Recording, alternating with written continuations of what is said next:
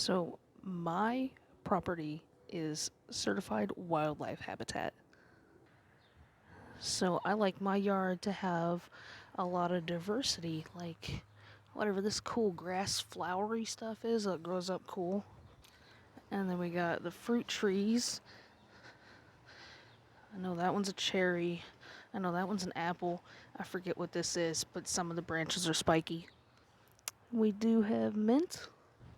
We got these really cool purple flowers all over the yard too. And this is my big old patch of mugwort. Oh, here's the patch of dog.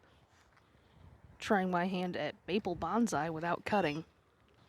But I did have to mow. I don't even want to see that. But I did have to mow the path in my yard because, like, from here to there was all like that spiky stuff, and that's just not enough diversity. So I mowed it out of the way to make room for other stuff, and I still did leave them because diversity. And, like, I really don't know what this is.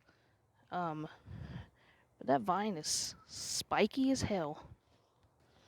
And so that's the next flower I wanted to show. Were these. I planted these like a couple winters ago, and then I just like dumped the contents here because it was like attached to that, so it's like all dead, and then boom, flowers.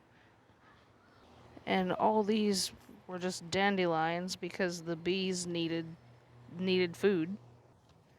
And last yard update, these two rice fish are still alive in here. Got them a little solar fountain, which obviously doesn't work very well in the shade.